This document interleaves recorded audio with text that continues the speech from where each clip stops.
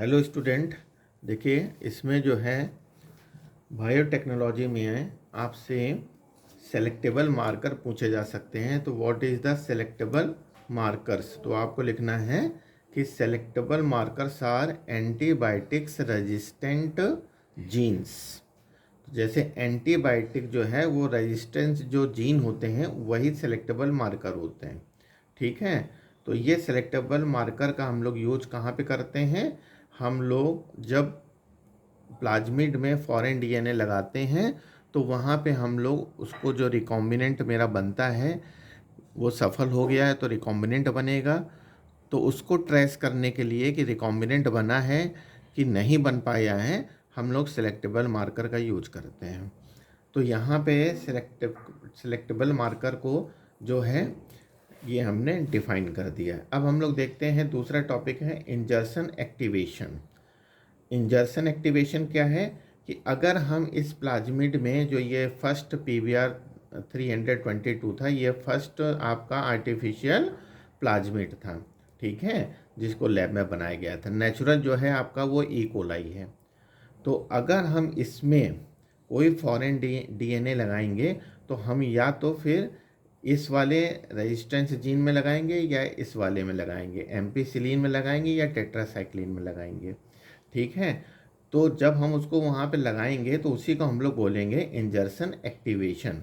मतलब हम लोग इन दोनों में से जहाँ पर फिट कर देंगे वो वाला जीन जो है वो अभी तो रेजिस्टेंट है, लेकिन जैसे ही हम फॉरेन डीएनए लगाएंगे तो उसकी रेजिस्टेंस पावर ख़त्म हो जाएगी और वो सेंसिटिव हो जाएगा, फिर वो उस मीडियम में ग्रो नहीं कर पाएगा। ठीक है, तो जैसे कि अब इसको ज़रा देख लीजिए क्या क्या पॉइंट है।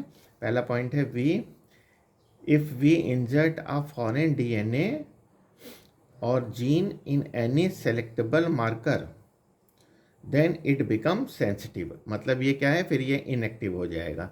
तो जैसे मान लीजिए हमने यहाँ पे लगाया तो ये टेट्रासाइक्लिन रेजिस्टेंट किस में कन्वर्ट हो जाएगा? टेट्रासाइक्लिन सेंसिटिव में। तो एग्जांपल है if we insert foreign DNA in ampicillin, मान लीजिए यहाँ पे हमने लगाया है तो इट बिकम एम्पीसिलिन, S लिखा हुआ है, अभी तो रेजिस्टेंस है तो R लगा हुआ है, जब रेजिस्टेंट होगा तो R लगा होगा, और जब ये इनएक्टिव हो जाएगा तो सेंसिटिव हो जाएगा। ठीक है, तो हमने मान लीजिए यहाँ पे फॉरेन डीएनए लगाया है तो और ये जो है इनएक्टिव हो गया। ठीक है, तो इसका मतलब ये है कि हमने जो डीएनए यहाँ पे इंजर्ट करना था वो सक्सेसफुली इंजर्ट हो चुका है। तो अगर हम इसे एम्पीसिलिन मीडियम में ग्रो करेंगे तो ये जो है एम्पीसिलिन में ग्रो नहीं कर पाएगा। ठीक है, तो उससे हमको ये पता चल जाएगा कि जो चीज़ हमको लगानी थी वो फिट हो गई है, वो सक्सेसफुली वहाँ पे लग गई है। फिर हम इसे टेट्रासाइक्लिन मीडियम पे ग्रो कर लेंगे, क्योंकि वहाँ पे ये ग्रो हो जाएगा, क्योंकि वहाँ पे देखिए टेट्रासाइक्लिन रेजिस्टेंट जीन लगा हुआ है। तो हम लोगों का जो मकसद था कि हम लोग को डीएनए हम लोग जो इसमें इंजर्ट कर रहे हैं वो प्रॉपरली लग चुका है कि नहीं लग चुका है, तो वो इससे हमको पता चल जाता है। अगर हम इसको एम्पीसिलिन में डालेंगे तो उस मीडियम में ग्रो नहीं करेगा, इसका मतलब हमारा डीएनए इसमें लग चुका है। तो एक तो ये मीडियम मेथड होता है पता करने का रिकॉम्बिनेंट या ट्रांसफॉर्मेंट को। दूसरा हमारे पास होता है कि कलर चेंज हो जाता है, जैसे ब्लू वाइट स्क्रीनिंग हो जाती है। तो सपोज करिए जैसे हमने प्लाज्मिड है तो प्लाज्मिड का हमने वहाँ पे रेस्ट्रिक्शन एंडोन्यूक्लियस एंजाइम लगा करके उसके एक पार्ट को काटेंगे। तो मान लीजिए हमने उस पार्ट को काटा जहाँ पे लेक जेड जीएनए है, जीन है, तो ये पार्ट कट जाएगा और यहाँ पे ट्रांसफॉर्मेंट जो हमारा फॉरेन डीएनए था वो यहाँ पे जुड़ जाएगा। तो अगर मान लीजिए पहले हम सब काम कर रहे हैं फर्स्ट स्टेप में तो मेरा सक्सेसफुल हो गया, तो ये यहाँ पे रिकॉम्बिनेंट बन गया। सपोज करिए फिर हमने एक और भी रिकॉम्बिनेंट बनाने की कोशिश की, डीएनए लगाने की यहाँ पे कोशिश की रेस्ट्रिक्शन एंडोन्यूक्लियस एंजाइम से कट करके, लेकिन यहाँ पे देखिए ये फॉरेन डीएनए इसमें नहीं जुड़ पाया, ये खुद ही जो है आपस में सेल्फ लाइगेटेड हो गया, आपस में ही जुड़ गया और ये फॉरेन डीएनए यहाँ पे रह गया। तो देखिए यहाँ पे जो लेक जेड जीन था वो नहीं हटा, वो तो यहाँ पे मौजूद है ना। तो अब हमारे पास दो चीज़ें हो गई, एक तो हमारे पास रिकॉम्बिनेंट बन गया और ये देखिए रिकॉम्बिनेंट नहीं बना तो इसको हम लोग बोलेंगे नॉन रिकॉम्बिनेंट। ठीक है, अब इन दोनों को जब हम ई कोलाई में डालेंगे तो ई कोलाई में डालने पर देखिए ये जो जेड लेक जेड जीन है ये आपका बीटा गैलेक्टोसिडेज बनाता है, ठीक है। तो उसमें अगर हम एक एंजाइम एक्स गाल मिला देंगे तो लेक जेड की प्रेजेंस में ये ब्लू कलर दे देगा, टेस्ट ट्यूब में ये ब्लू कलर दे देगा। तो उससे ये पता चलेगा कि भाई वो वाला पार्ट जो है लेक जेड वाला वो कटा नहीं है, ठीक है, वो जो है वहीं पे जुड़ा हुआ है और हमारा फॉरेन डीएनए नहीं जुड़ पाया, इसलिए ब्लू कलर आ गया। और अगर फॉरेन डीएनए हमारा जुड़ गया है तो लेक जेड जीन वहाँ से हट जाएगा। और अगर हम यहाँ पे एक्स गैल का यूज करेंगे तो ब्लू कलर नहीं आएगा, क्योंकि लेक जेड जीन होने की वजह से ही ब्लू कलर आएगा जब उन दोनों का रिएक्शन होगा, लेक जेड का और एक्स गाल का जब रिएक्शन होगा तभी ब्लू कलर आएगा। तो यहाँ पे इसको लेग जेड मिलेगा नहीं तो ब्लू कलर नहीं आएगा, तो ये वाइट हो जाएगा। तो इससे हमको ये पता चलता है कि अगर टेस्ट ट्यूब में वाइट कलर आ रहा है तो इसका मतलब ट्रांसफॉर्मेंट हो चुका है बैक्टीरिया, क्योंकि उसके अंदर रिकॉम्बिनेंट है। और अगर ब्लू कलर आ रहा है तो जो बैक्टीरिया है वो नॉन ट्रांसफॉर्मेंट है, क्योंकि उसके अंदर नॉन रिकॉम्बिनेंट है। तो ये दो क्वेश्चन आप लोग अच्छी तरीके से पढ़ लीजिएगा। इसके बाद कुछ और न्यूमेरिकल देख लेते हैं। तो देखिए एक न्यूमेरिकल ये है आपका जेनेटिक्स से रिलेटेड है। उसमें कभी कभी क्या है कि आपको दे देंगे कि ये जीनोटाइप दिया गया है, capital C small C capital D small D, ये होमोजाइगस है, कैपिटल कैपिटल दोनों देखिए एलील लगे हैं यहाँ पे, फिर हेट्रोजाइगस कंडीशन और ये होमोजाइगस रिसेसिव कंडीशन है। तो अगर आपको जीनोटाइप निकालना होगा तो केवल आप हेट्रोजाइगस कंडीशन को लेंगे, होमोजाइगस को छोड़ देंगे। तो देखिए यहाँ पे एक हेट्रोजाइगस कंडीशन ये है, एक ये है और एक ये है, तीन है। तो इसका फार्मूला होता है 3 की पावर n और n होता है हेट्रोजाइगस।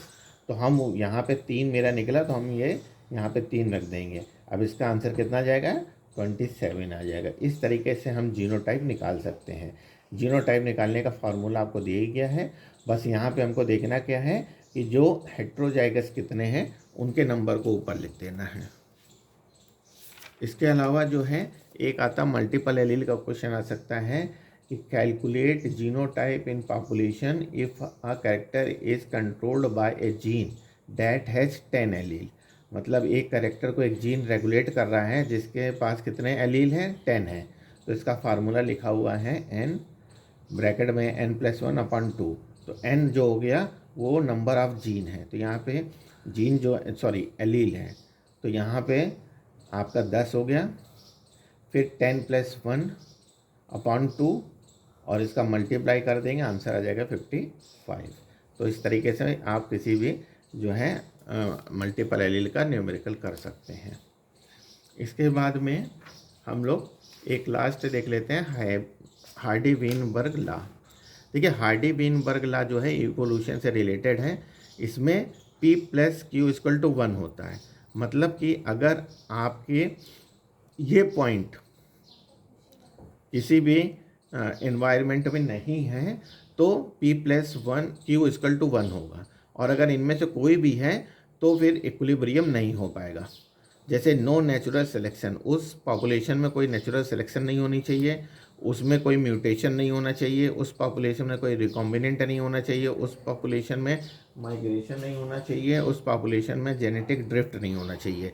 अगर इनमें से कोई भी आपका जो है वो पॉइंट आ जाएगा तो पॉपुलेशन जो है इक्विलिब्रियम में नहीं हो पाएगा।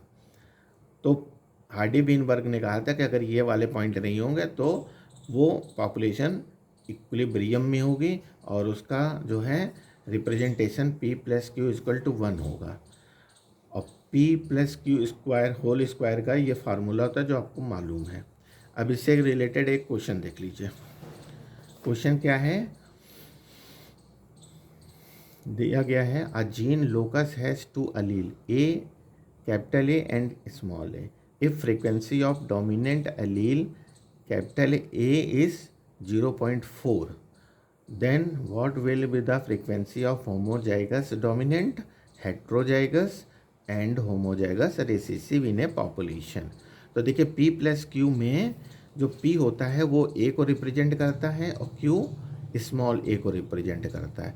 तो यहाँ पे जो है आपकी a की पावर दी गई है, तो हम पहले P+Q रखेंगे और P+Q में ए की पावर रख देंगे, ए का मतलब है पी, तो यहाँ पे 0.4 रख दिया पी की जगह, और इस तरीके से करके हमने इसका आंसर निकाल लिया 0.6। ठीक है, अब हम क्या हमको निकालना है होमोजाइगस डोमिनेंट। तो देखिए होमोजाइगस डोमिनेंट में 2 बार ए लेंगे तो पी का स्क्वायर हो जाएगा, तो हमारा जो पी था यानी 0.4 था, इसका स्क्वायर कर देंगे 0.16 आ जाएगा। हेट्रोजाइगस में 2 पी क्यू लेते हैं, 2 मल्टीप्लाई पी की वैल्यू रखेंगे, क्यू की वैल्यू रखेंगे, आ जाएगा आंसर इतना 0.48। होमोजाइगस रिसेसिव में स्मॉल ए लेंगे यानी कि क्यू स्क्वायर लेंगे, तो क्यू की वैल्यू 0.6 आई थी, तो ये हो जाएगा 0.36। थैंक यू गाइज, इतना आप लोग एग्ज़ाम के पॉइंट ऑफ व्यू से तैयार करें। Best of luck.